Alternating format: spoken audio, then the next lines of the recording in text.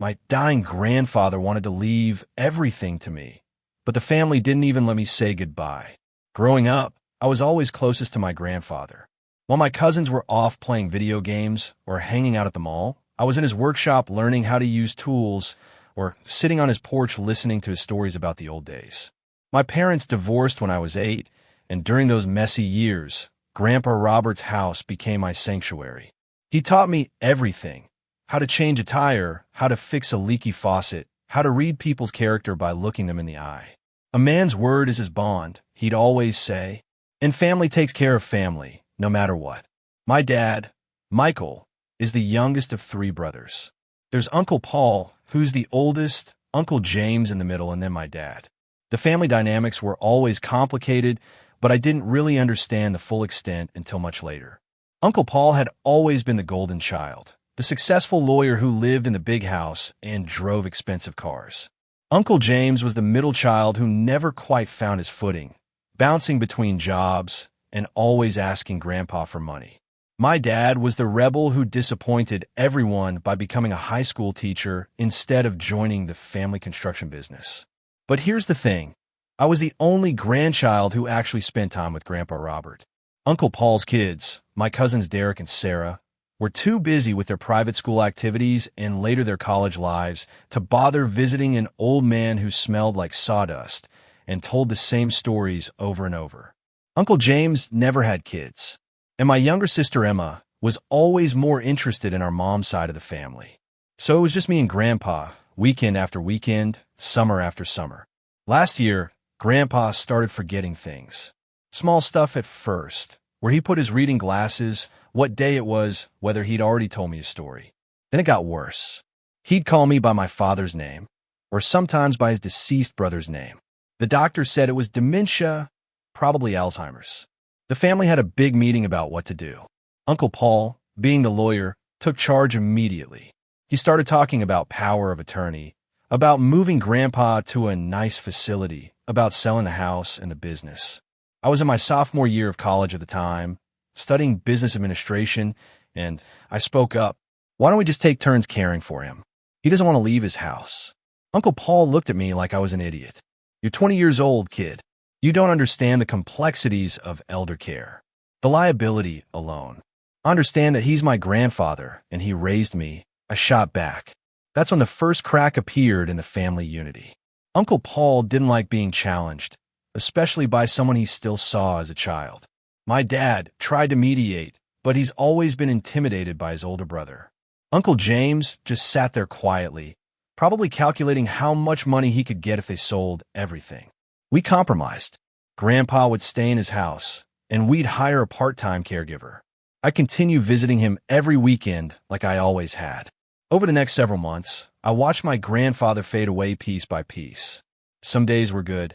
He'd be sharp, and we'd talk about the business, about my studies, about life. Other days were hard. He'd look at me with no recognition, or he'd get angry and accuse me of stealing from him. But even on his worst days, there was something about me that he remembered. Maybe not my name, maybe not exactly who I was, but some part of him knew I was safe. His caregiver, Maria, told me that I was the only visitor who never upset him. Your uncles, they come and he gets agitated, she explained in her gentle accent. They talk loud, they move his things around, they argue with each other in front of him. But when you come, he's peaceful. Uncle Paul and Uncle James visited maybe once a month, if that. They'd show up together, spend an hour discussing Grandpa's care like he wasn't in the room, and leave. Uncle Paul was always checking his phone, always had somewhere more important to be. Uncle James would wander around the house, and I swear I caught him appraising things more than once. My dad visited more often, but he lived 3 hours away and had his own family responsibilities. I understood that, but I was there every weekend without fail, plus any weekday I could manage. During one of his lucid moments, about 6 months ago, Grandpa grabbed my hand with surprising strength. "You're the only one who cares," he said, his eyes clearer than they'd been in weeks. "The only one who really sees me." I squeezed his hand back. "I'll always be here for you, Grandpa." "I know you will, son. I know." 3 months ago, Grandpa called me on a Tuesday evening. He sounded different, focused, determined. I need you to come over this weekend. There's something important we need to do. When I arrived that Saturday, he was sitting at his kitchen table with a stack of papers. His mind was sharp that day, sharper than it had been in months. I've been thinking, he said, about the future, about what happens when I'm gone. He'd had his lawyer, not Uncle Paul, but the old family attorney who'd handled Grandpa's business for decades, draw up a new will. He walked me through it carefully. The house, the remnants of the construction business, his savings, his investments, everything was going to me. The total value was somewhere around $800,000, which wasn't millionaire money, but was certainly life-changing for a college student. But Grandpa, I said, what about Dad? What about Uncle Paul and Uncle James? This is going to cause problems. He waved his hand dismissively. Paul's got more money than he knows what to do with, and he never cared about any of this anyway. James would just waste it on some get-rich-quick scheme. And your father, he's a good man, but he's got his own life settled. He leaned forward and looked me directly in the eyes. You're the one who's been here. You're the one who cares about preserving what I built. This business, this house, it's not just money, it's a legacy. And I trust you to honor that legacy. I was overwhelmed. I don't know what to say. Don't say anything. Just promise me you'll take care of it all. Promise me you'll keep the family together, even when they hate you for this. I promised, though I didn't really understand what he meant about them hating me. He made me sign as a witness, along with Maria and the lawyer. Then he put the will in his safe and gave me the combination. Don't tell anyone about this yet, he said. Let me handle it my own way.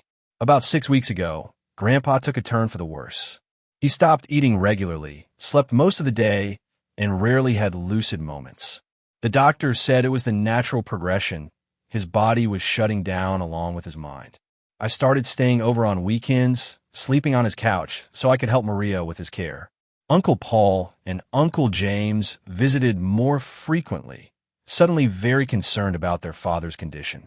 During one of these visits, I overheard them talking in the kitchen while Grandpa napped.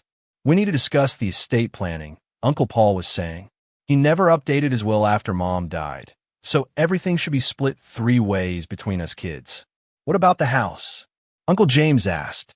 It's got to be worth at least $300,000 in this market. We'll sell it. The business too, what's left of it. Probably get another $200,000 for the equipment and client list, plus whatever he's got in savings and investments. My stomach churned. I wanted to speak up to tell them about the new will, but I'd promised Grandpa I wouldn't say anything yet. What about the grandkids? My dad asked. Shouldn't they get something? Paul's kids are set for life, Uncle Paul replied. And honestly, Michael, your boy needs to learn to make his own way in the world. Getting a big inheritance at 21 would just make him lazy. I left the house that day feeling sick. These men were talking about dividing up my grandfather's life's work like it was nothing more than items at a garage sale. 2 weeks before Grandpa died, he had one final moment of clarity. I was sitting beside his bed, reading him the sports section of a newspaper, when he suddenly grabbed my wrist. Did you keep your promise? He asked, his voice barely a whisper. Which promise, Grandpa? About taking care of everything. About keeping the family together. The will is safe, I told him. It's exactly where you put it. He nodded slowly. They're going to be angry with you, but you're strong enough to handle it. You're more like me than any of them. Those were the last words he ever spoke to me directly. Here's where things get really ugly. 4 days before Grandpa died, his condition deteriorated rapidly. Maria called me at school to tell me that the doctor didn't think he had much time left. I immediately packed a bag and drove the 2 hours to his house. When I arrived, Uncle Paul's car was in the driveway. I walked into the house to find Uncle Paul, Uncle James, and my dad sitting around the kitchen table with serious expressions. Oh good, you're here, Uncle Paul said. We were just discussing the situation. What situation? Dad's dying, my father said gently. The doctor thinks it could be any day now. I nodded. I know. That's why I'm here. Uncle Paul cleared his throat. We've decided that it would be best if you went back to school for now. We don't want you missing classes during such an important time in your education. I stared at him. Are you kidding me? I'm not leaving him. Look, Uncle James said, this isn't really a place for kids right now. It's going to be difficult, and we think it's better if you remember him the way he was. Kids, I was incredulous. I've been taking care of him for months while you guys barely visited. Uncle Paul's face hardened. That's enough. We're the adults here. We're his sons, and we've made the decision. You can come back for the funeral. My dad looked uncomfortable, but didn't contradict his brothers. That hurt almost as much as everything else. I'm not leaving, I said firmly. Yes, you are, Uncle Paul replied. Or I'll call campus security and tell them you're having a family emergency that's affecting your mental health. Do you really want that on your academic record? The threat was clear. Uncle Paul had connections everywhere, and he absolutely would follow through. I looked at my dad, hoping he'd stand up for me, but he just stared at his hands. With no other choice, I left. But I didn't go back to school. I got a hotel room 20 minutes away and called Maria every few hours for updates. 3 days later, at 6:47 a.m., Maria called me in tears. He's gone, she whispered. Your grandfather. He passed in his sleep. I immediately drove to the house. Uncle Paul's car was already there, along with Uncle James's truck. I walked in to find them both on their phones, already making arrangements. The funeral home will be here in an hour, Uncle Paul was saying to someone. Yes, we'll need to discuss package options. My grandfather's body was still in his bed, covered with a sheet. I went to him and just stood there for a minute, saying goodbye to the man who'd been more of a father to me than anyone else. I'm sorry I wasn't here, I whispered. I'm sorry they wouldn't let me stay. Uncle Paul appeared behind me. The funeral is going to be Thursday. Small service, just family. What about his friends? The guys from the construction company. We're keeping it small, he repeated. Simple and dignified. I nodded, still looking at Grandpa's peaceful face. What can I do to help? Nothing. We got it handled. Over the next few days, I was systematically excluded from every decision. They planned the funeral without my input, chose the casket without asking my opinion, wrote the obituary without mentioning how close Grandpa and I had been. The funeral was a sterile affair at a funeral home chapel, nothing like the celebration of life that Grandpa would have wanted. Uncle Paul gave a generic eulogy about what a hard-working family man Robert had been. Uncle James talked about childhood memories. My dad said a few words about growing up with such a strong role model. Nobody mentioned that I'd been the one spending time with him every weekend. Nobody acknowledged that I'd been his primary companion during his final years. I felt like a stranger at my own grandfather's funeral. The day after the funeral, Uncle Paul called everyone to Grandpa's house for the reading of the will. He'd obviously assumed it would be a simple matter of dividing everything 3 ways between the brothers. The family attorney, Mr. Henderson, had been handling Grandpa's legal affairs for 30 years. He was a soft-spoken man in his 70s who'd known my grandfather since before I was born. We all gathered in Grandpa's living room. Uncle Paul, Uncle James, my dad, myself, and even my sister Emma, who'd come for the funeral. Mr. Henderson opened his briefcase and pulled out the official documents. Before we begin, I want to say how sorry I am for your loss. Robert was a good man and a dear friend. Everyone nodded solemnly. Now, there have been some changes to Robert's will that some of you may not be aware of. The most recent version was executed 3 months ago, and it supersedes all previous documents. Uncle Paul frowned. Changes? What kind of changes? Mr. Henderson began reading the formal legal language, but the gist was clear. My grandfather had left everything to me. The house, the business assets, his savings, his investments, even his truck. Everything except a few small personal items that were designated for his sons. The silence in the room was deafening. I'm sorry, Uncle Paul said slowly, but there must be some mistake. There's no mistake, Mr. Henderson replied calmly. Robert was very specific about his wishes, and he was of sound mind when he made these changes. Sound mind? Uncle James laughed bitterly. The man had dementia. He had good days and bad days, the lawyer agreed. But on the day he updated his will, he was completely lucid. I wouldn't have allowed him to make such significant changes otherwise. Uncle Paul's face was turning red. This is ridiculous. He's 21 years old. What does he know about managing an estate? That was your father's decision to make, not ours, Mr. Henderson said patiently. I sat there in shock. Even though I'd known this was coming, hearing it read officially, seeing the reactions of my family members, made it feel surreal. I want to contest this, Uncle Paul declared. There's no way this reflects his true intentions. That's your right, the lawyer acknowledged. But I should warn you that Robert anticipated this reaction. We have multiple witnesses to his competency, medical documentation of his mental state on the day the will was signed, and a video recording of him explaining his decisions. A video recording. Grandpa had thought of everything. Can we see it? My dad asked quietly. Mr. Henderson looked at me. The video was specifically designated for viewing only if the will was contested. It's your decision now. I looked around the room at my family members, at Uncle Paul's rage, Uncle James's greed, my father's confusion, my sister's shock. Show it, I said. Mr. Henderson set up his laptop on Grandpa's coffee table. The video was clearly shot in the same living room, probably on the same day we'd signed the will. Grandpa appeared on the screen, sitting in his favorite armchair. He looked tired but alert, and his voice was steady and clear. If you're watching this, it means I'm gone and someone is questioning my final wishes. So let me be crystal clear about my reasoning.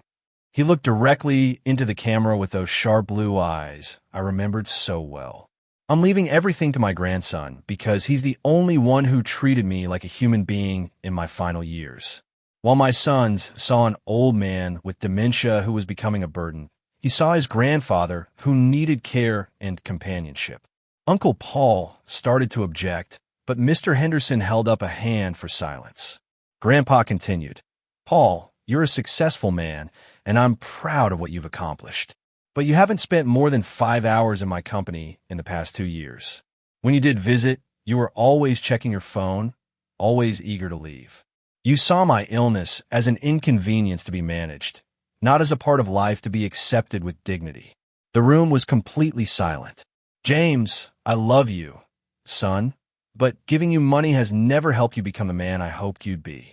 You spent 50 years waiting for life to hand you something instead of working for it. I won't enable that anymore." Uncle James was staring at his hands.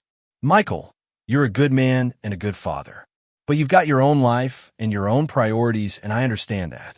You don't need my money, and you've never asked for it." My dad nodded slightly. "But this young man," Grandpa's face softened as he spoke about me.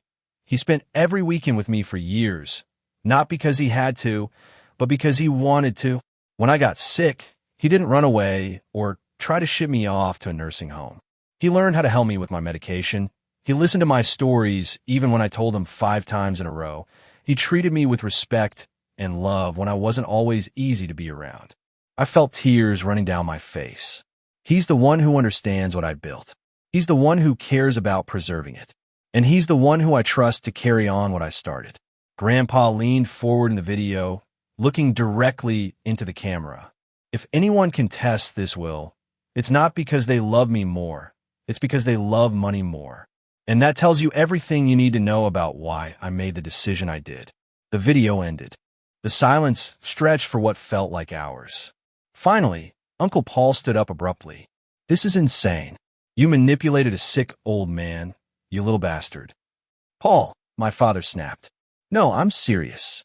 There's no way Dad would have done this if he'd been thinking clearly. This kid probably filled his head with poison about us, made him think we didn't care." "Stop," I said quietly. "Stop what? Stop telling the truth? You're 21 years old, for Christ's sake. You don't deserve this." I stood up too, and suddenly all the grief and anger and hurt came pouring out. Deserve it? I was here every weekend for 3 years. I was here when he fell and broke his hip and spent 2 days on the bathroom floor because nobody else bothered to check on him. I was here when he forgot how to use the stove and nearly burned the house down. I was here when he cried because he couldn't remember my grandmother's face. My voice was rising. Where were you, Uncle Paul? Where were you when he needed someone to drive him to doctor's appointments? Where were you when he was scared and confused and needed his family? We all had responsibilities. Bullshit. You had money and success and a big house, but you didn't have time for your own father. Uncle James finally spoke up. "Look, maybe we weren't around as much as we should have been, but that doesn't mean..." "It doesn't mean what?" I interrupted. "It doesn't mean he noticed? It doesn't mean it hurt him? You want to know what he told me in his final lucid moment? He said, 'You're the only one who cares. The only one who really sees me.'" The room fell silent again. And you know what the worst part is? I continued. Even after everything, he still loved all of you. He still hoped you'd visit. He still defended you when I got angry about how you treated him. But in the end, he knew who was really there for him. Uncle Paul's face was a mask of fury. Fine, keep it all, but don't expect to be part of this family anymore. What family? I shot back. You mean the family that excluded me from his final days? The family that wouldn't let me say goodbye? The family that treated me like a stranger at his funeral? Uncle Paul stormed out. Uncle James followed him after giving me a look of pure resentment. My dad stayed behind. I don't know what to say, he admitted. Then don't say anything, I replied. But ask yourself this. If Grandpa was wrong about me, why did he trust me with everything he'd built? And if he was right about me, why didn't you stand up for me when your brothers kicked me out? My dad left without answering. Emma gave me a hug before she left. I'm sorry this happened, she said. But for what it's worth, I think Grandpa made the right choice. You were always his favorite, and you earned it. That was 3 weeks ago. I've been living in Grandpa's house since then, trying to figure out what to do next. The inheritance is more complicated than just getting a check. There are taxes to deal with, business assets to evaluate, legal paperwork to file. Mr. Henderson has been helping me navigate everything. He told me that Uncle Paul did hire a different lawyer to explore contesting the will, but after reviewing the evidence, the lawyer advised against it. The video, the witness statements, the medical records, it's all airtight. I haven't heard from Uncle Paul or Uncle James since that day. My dad has called twice, but our conversations have been strained and brief. Emma has been supportive, but she's got her own life and her own problems. The hardest part isn't dealing with the family drama. It's the loneliness. This house is full of memories, but it's also full of silence. I keep expecting Grandpa to shuffle into the kitchen for his morning coffee, or to hear him calling for me from his workshop. I've been going through his things, trying to decide what to keep and what to donate. I found dozens of photo albums I'd never seen before, filled with pictures of the family from decades past. There are photos of Uncle Paul and Uncle James as kids, pictures of my dad's high school graduation, images of family gatherings and holidays that happened before I was born. In many of the older photos, they all look happy together. Uncle Paul is smiling. Uncle James looks confident and hopeful. My dad appears carefree in a way I've never seen him. It makes me wonder what went wrong when they all started growing apart. I also found a journal that Grandpa kept during his early days with dementia. The entries are sporadic and sometimes hard to follow, but there are several that mention me specifically. Had a good day today. My name came by, and we worked on the old Ford truck. He's got good hands, natural instinct for mechanical work. Reminds me of myself at that age. The other boys never took to it the way he does. Sometimes I forget things, but I never forget how safe I feel when my name is around. He doesn't get frustrated when I ask the same question 3 times. He just answers it like it's the first time he's heard it. Worried about what will happen when I'm gone. The boys think they can just sell everything and divide the money.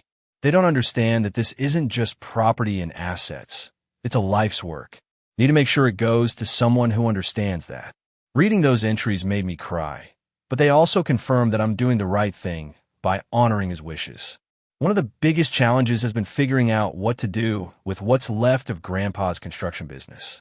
It's not much, mostly a client list, some specialized equipment, and a reputation built over 40 years. But it represents something important. I've been meeting with the guys who used to work for Grandpa before he scaled down due to his illness. There are 3 core employees who've been with the company for over a decade. Tom, the foreman, Pete, who handles electrical work, and Carlos, who specializes in plumbing and HVAC. Your grandfather was a good man to work for, Tom told me during one of our meetings. Fair, honest, always paid on time. We like to keep the business going if you're interested. I explained that I'm still in college, that I don't have the experience to run a construction company. You don't need to run it day to day, Pete suggested. You could be the owner, we could handle the operations. Split the profits based on contribution. It's tempting. The business has a good reputation and a solid client base. With the right management, it could provide steady income and preserve Grandpa's legacy. But it would also mean taking on significant responsibility and liability. I've decided to spend the summer working with them, learning the business from the ground up. If it works out, I'll continue managing it part-time while finishing college. If not, I'll help them transition to buying the business themselves. The situation with my family has gotten worse, not better, as time has passed. Last week, I ran into Uncle Paul at the grocery store. I tried to say hello, but he literally turned around and walked away from me. The message was clear. Uncle James has been more passive-aggressive. I heard through the grapevine that he's been telling people around town that I stole the inheritance by manipulating a sick old man. The rumors have been getting back to me through Maria, who still lives in the neighborhood. My dad is caught in the middle. He called me last weekend, and we had our first real conversation since the will reading. I want you to know that I don't blame you for any of this, he said. Dad made his own choices, and he had his reasons. But I could hear the unspoken qualification in his voice. But I wish things could have been different. I wish we could have all worked together instead of having this divide the family. Dad, they divided the family when they kicked me out of Grandpa's house while he was dying. I just inherited the consequences. There was a long pause. Maybe you're right, but they're still my brothers, and you're still my son. It hurts to see everyone I love angry at each other. I understood his position, but I also couldn't accept responsibility for the rift. I didn't ask for this to happen. I would have been happy with a small inheritance and keeping the family together. But Grandpa made a different choice, and I'm not going to dishonor his final wishes just to make everyone else comfortable. I know, and I respect that. I just hope that someday we can all find a way to forgive each other. There's nothing for me to forgive, I replied, but there's plenty for them to apologize for. I've been seeing a counselor to help me process everything that's happened. She's helped me understand that my grief is complicated by the family conflict, and that it's normal to feel angry and hurt in addition to sad. Inheritance disputes often reveal the worst in people, she explained. Money has a way of amplifying existing family dynamics and resentments. The fact that your grandfather chose you wasn't really about the money. It was about recognition and love. But your uncles are experiencing it as rejection and loss. So what do I do with that? You honor your grandfather's trust in you. You build the life he believed you could build. And you leave the door open for reconciliation if and when they're ready to walk through it. I'm trying to follow that advice. I've stayed in school, maintaining a 3.7 GPA despite everything that's happened. I've been learning about business management, estate planning, and construction industry regulations. I've been working with Grandpa's former employees to understand the nuts and bolts of running a company. I've also been volunteering at a local senior center, spending time with elderly people who remind me of Grandpa. It helps me feel connected to his memory in a positive way. 2 weeks ago, I got a call from Derek, Uncle Paul's oldest son. Derek is about 5 years older than me, and we'd never been particularly close growing up.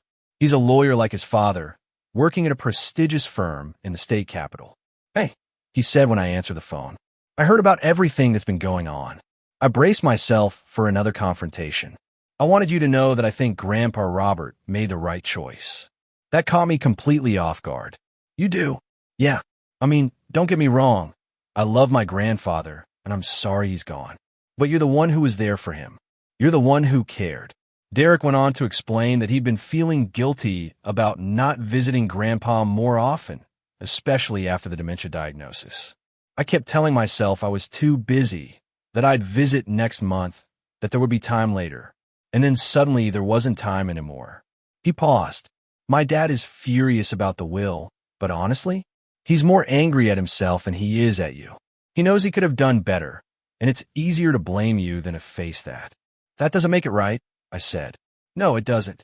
But it might help you understand where he's coming from. Derek and I have talked several more times since then. It's been good to have someone in the family who understands my perspective, even if he can't openly support me without causing problems with his father. Give it time, he advised. Family wounds heal, but it takes longer than anyone wants. The business revival. Working with Tom, Pete, and Carlos over the summer has been one of the most rewarding experiences of my life. These guys knew Grandpa for decades, and through them, I've learned things about him I never knew. Your grandfather once spent his entire weekend helping my family rebuild our kitchen after a pipe burst, Carlos told me. Wouldn't take a penny for it. Said that's what neighbors do. He gave me my first job when I was 16, Pete added. I was a high school dropout with a bad attitude, but he saw something in me and gave me a chance. Changed my whole life. We've been slowly taking on small projects, bathroom renovations, deck repairs, minor electrical work. Word is spreading that Robert's Construction is back in business, and we're getting calls from people who worked with Grandpa years ago.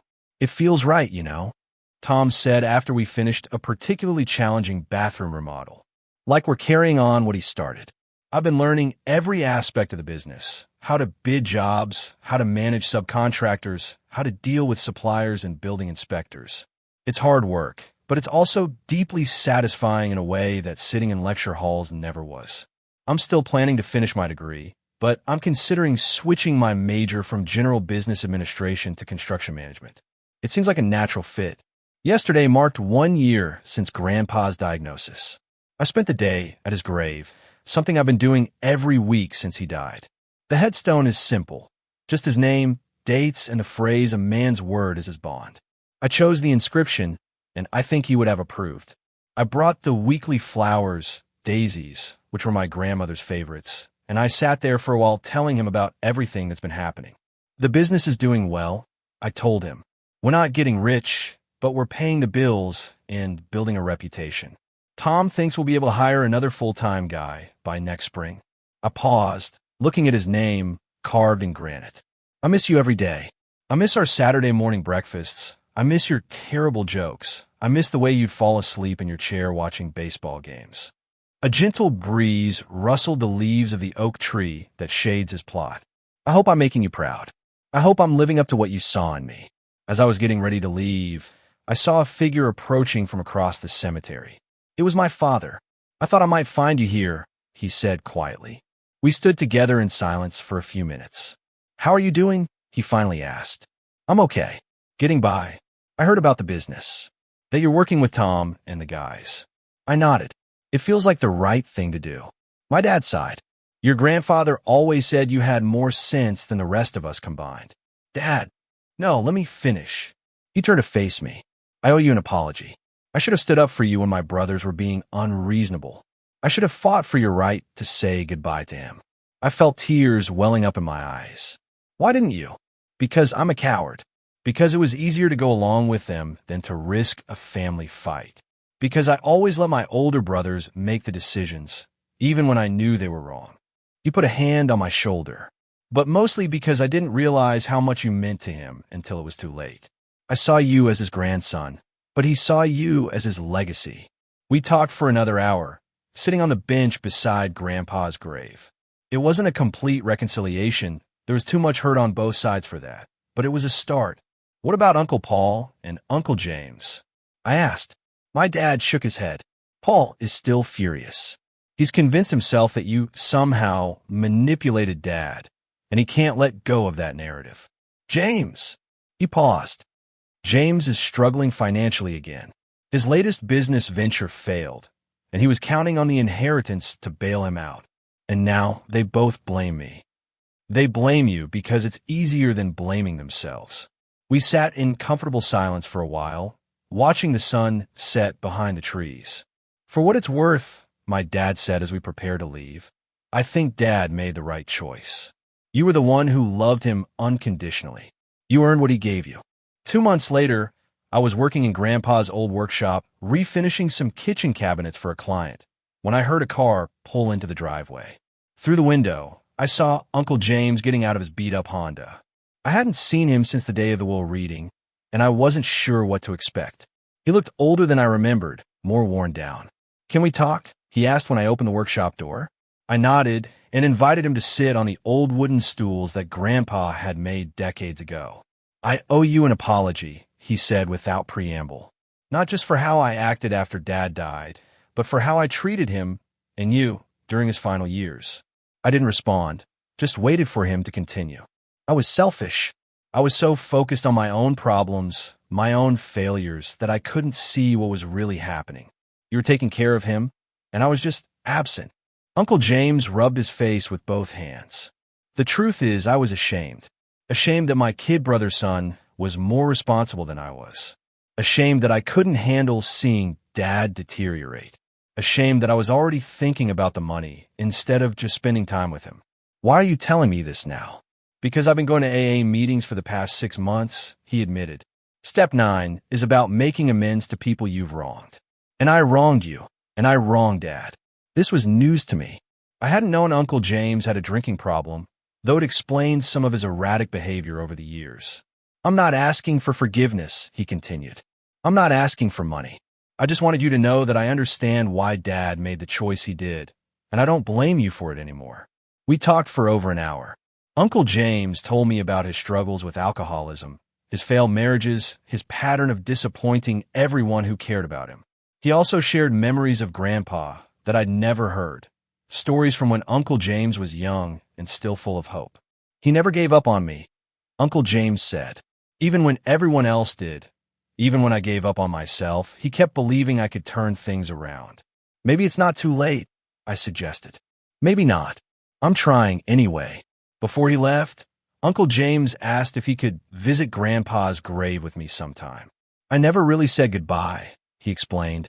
I was too drunk at the funeral to really process anything. We went together the following weekend. Uncle James broke down crying at the graveside, apologizing to Grandpa for all the ways he'd disappointed him. It was painful to watch, but also healing in a way. By the end of my second year managing the construction business, we were doing better than anyone had expected. Word of mouth had brought us steady work, and our reputation for quality craftsmanship was growing. Tom had proven to be an excellent foreman.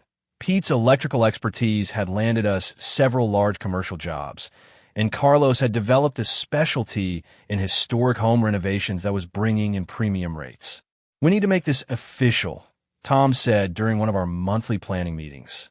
Right now, we're basically just a loose partnership, but if we're going to keep growing, we need proper business structure. I've been thinking the same thing. With the help of Mr. Henderson and Derek, who'd been providing informal legal advice, we incorporated as Roberts Construction, LLC. I maintained majority ownership, but Tom, Pete, and Carlos each received significant equity stakes in recognition of their contributions. Your grandfather would be proud, Pete said after he signed the incorporation papers. You've built something sustainable here. We also hired our first new employee, a young woman named Jennifer who just graduated from a trade school program in construction management. She was eager, hardworking, and brought fresh ideas about project organization and customer communication. It's not just about preserving what Grandpa built, I explained to Derek during one of our phone conversations. It's about growing it into something even better. About 2.5 years after Grandpa's death, I received an unexpected phone call from Uncle Paul's wife, Aunt Susan. We'd always had a cordial relationship, though we weren't particularly close. I hope you don't mind me calling, she said, but I wanted to talk to you about Paul. She went on to explain that Uncle Paul had been struggling with the family rift more than he let on. His anger had gradually given way to regret, though his pride prevented him from reaching out directly. He's been talking about your grandfather more lately, she said, remembering the good times, questioning whether he could have done things differently. What does he want from me? I don't think he knows, but I know he misses having you in his life. You were always his favorite nephew, even if he had a funny way of showing it. Aunt Susan suggested a neutral meeting, maybe coffee at a restaurant halfway between our towns. No agenda, no expectations, just a chance to talk. I thought about it for several days before calling her back. I'm willing to meet with him, but I need him to understand something first. I'm not going to apologize for accepting Grandpa's inheritance, and I'm not going to pretend that what happened wasn't hurtful. I think he's ready to hear that. The meeting was awkward at first. Uncle Paul looked uncomfortable, and I was on edge, expecting another confrontation. But Aunt Susan had been right. The anger seemed to have burned out of him. I've been an ass, he said bluntly after we'd ordered coffee. Not just about the inheritance, but about everything. About how I treated Dad in his final years. About how I treated you. Yeah, you have been. He winced at my directness, but nodded. I told myself I was protecting the family's interests, but really I was just protecting my ego. I couldn't handle the fact that Dad trusted you more than he trusted me. It wasn't about trust, I said. It was about presence. I was there and you weren't. I know that now, and I know that was my choice. We talked for 2 hours, covering everything from inheritance to the funeral to the years of family dynamics that had led to this point. It wasn't a complete reconciliation. There was too much hurt for that, but it was honest communication for the first time in years. I can't undo the choices I made, Uncle Paul said as we prepared to leave.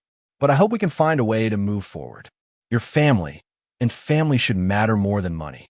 Family does matter more than money. I agreed.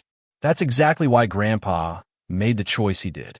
5 years after Grandpa's death, I graduated from college with a degree in construction management and a minor in business administration. The ceremony was small, just my parents, Emma, Derek, and Uncle James, who was celebrating 2 years of sobriety. Uncle Paul didn't come, but he sent a card with a check made out to Robert Construction LLC for $5,000. The note inside simply said, "For the business. Dad'll be proud." It wasn't much in the grand scheme of things, but it felt like progress. After graduation, I made the decision to manage the construction business full-time. We were consistently profitable. We had a waiting list of clients, and I was finally ready to fully embrace the path that Grandpa had laid out for me. You know what the best part is? Tom said during our first official management meeting after my graduation. We're not just building things, we're building careers, we're building relationships, we're building a legacy. He was right. Jennifer had been promoted to project manager and was training 2 new apprentices. Carlos had started a side program teaching basic home repair skills to low-income homeowners. Pete had become the go-to electrician for 3 different property management companies. We weren't just preserving what Grandpa had built. We were expanding into something that served the community in ways he'd never imagined. Last month, my sister Emma called with news that made me smile for the first time in weeks. "I'm pregnant," she announced. "You're going to be an uncle." As I congratulated her, I couldn't help but think about cycles and generations, about the ways family legacy gets passed down through more than just wills and inheritances. "If it's a boy," Emma said, "we're thinking about naming him Robert." The thought of a new little Robert in the family, of having someone to teach the same lessons that Grandpa had taught me, filled me with unexpected joy. He would have loved that. I told her, "I know, and I want you to be his godfather. I want you to teach him about tools and hard work and keeping your word the same way Grandpa taught you." I accepted immediately. Looking back on everything that's happened, I realized that the inheritance was never really about the money or the property or the business assets. It was about responsibility, the responsibility to carry forward the values that Grandpa had lived by. He taught me that a man's word is his bond, that family takes care of family, that honest work has its own dignity. But he'd also taught me through his final gift that love isn't always fair or equal, that sometimes you have to make hard choices to honor what matters most. The family rift hasn't completely healed. Uncle Paul and I exchanged Christmas cards and occasional text messages, but we're not close. Uncle James is doing better. He's got a steady job now and has been sober for over 3 years, but our relationship is still somewhat strained. My relationship with my father has improved significantly. He visits regularly, helps out with the business sometimes, and we've talked through a lot of the hurt from those final weeks of Grandpa's life. But the most important relationship, the one with Grandpa's memory and legacy, has only grown stronger. Every morning when I walk into his workshop, I can almost hear his voice telling me to measure twice and cut once. Every time I shake hands on a deal, I remember his lesson about the value of a man's word. The inheritance gave me financial security and business opportunities, but Grandpa's real gift was teaching me how to be the kind of person who deserves that trust. Today marks exactly 5 years since Grandpa's death. I'm writing this from the front porch of his house, my house now, watching the sunrise over the garden that he planted and I've been maintaining. Robert's Construction LLC now employs 8 people full-time and has contracts lined up through next spring. We've built an addition onto the original workshop and purchased 2 new trucks with the company logo that Grandpa designed 40 years ago. More importantly, we've maintained a reputation for integrity and quality that he spent a lifetime building. Our Better Business Bureau rating is perfect. Our customers regularly recommend us to their friends, and we've never failed to complete a job on time and within budget. The money from the inheritance gave me the foundation to build on, but the real value was in the example Grandpa set and the trust he placed in me. I still visit his grave every week. I still tell him about the business, about the family, about the decisions I'm facing. And sometimes, when I'm quiet and the wind is just right, I swear I can hear his voice telling me that I'm doing fine, that he knew I would figure it out, that he's proud of the man I've become. The family may never completely heal from the wounds that were opened during those final weeks, but I've made peace with that. Some relationships can be repaired. Others can only be forgiven from a distance. What matters most is that I kept my promise. I took care of what he built, I preserved what he valued, and I carried forward the lessons he taught me. And someday, when little Robert is old enough, I'll teach him those same lessons. I'll show him how to use tools properly, how to read people's character, how to keep his word even when it's difficult. The cycle continues and the legacy lives on. That's really all any of us can hope for. That the love we give and the values we teach will survive us. That the people we trust with our life's work will prove worthy of that trust. Grandpa took a gamble on a 21-year-old college student who spent his weekends with an old man instead of partying with his friends. 5 years later, I think it's safe to say that his bet paid off. I just hope he's somewhere watching, knowing that his final gift wasn't just money or property. It was the chance to become the man he always believed I could be. And that's worth more than any inheritance could ever be.